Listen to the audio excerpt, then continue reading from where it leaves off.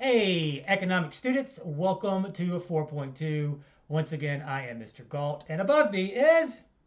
Mrs. Milligan. Hi, Yeah. kids. So, what are we studying this time around, Milligan? We are studying sole proprietorship, which is Ah, really interesting for anyone interested in being an entrepreneur.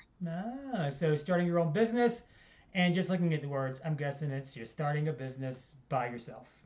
Absolutely. Awesome. Awesome, awesome, awesome. Well, we're going to try and make these quick. The key things that you need to know are already written on the lesson introduction page. Um, Big word is just sole proprietorship. This is pretty easy. This is one of the easiest sections in our unit so far. That's the wrong one. Here's your lesson note taking guide. Basically, you just need to know the advantages and disadvantages of a sole proprietorship. Can you think of a disadvantage, Mrs. Milligan? A disadvantage is you're working all by yourself. All So by nobody to have a yourself. partner with. Yeah, that's true. So that's what we're doing right now. Go through the lesson, find some advantages, find some disadvantages. I don't think it's going to take you an hour to do this lesson, but you can make it take an hour. If you want to know more about sole proprietorships, you can find some other things to look at on the YouTubes appropriately and other spots on the internet that has useful information. But sole proprietorships, pretty easygoing lesson this time around. Now, doom, doom, doom. What does the quick check look like?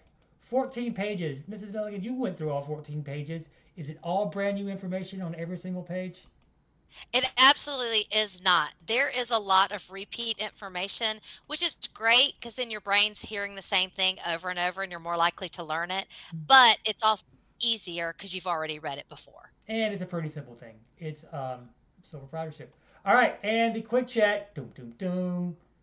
Will it pop up? Let's find out. Okay, so a sole proprietorship is distinguished by the fact that it has only one owner.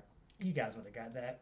Two, James would like to create a sole proprietorship under the name Super Lawn Care. Which of the following is true? James will need to register the business with his local state as the name of his business differs from his own. I'm not going to go through all five of these, but hopefully you can see these are very, very simple questions this time around. Milligan, should we do one more? We should do one more. Just one more, though. All right, three. A recent high school graduate would like to establish an online tutoring service as a sole proprietorship operating under her own name. Having never worked before and having no current income, which of the following hurdles is she likely to face? Ooh, this is a disadvantage of owning a sole proprietorship. Mhm. The answer's in yellow. It'll be difficult to cover startup costs since banks will be unlikely to loan her money. Boo, the And bullies. because she's all by herself, she doesn't have anybody else to come in and give her money, That's correct. like a partner. Hmm.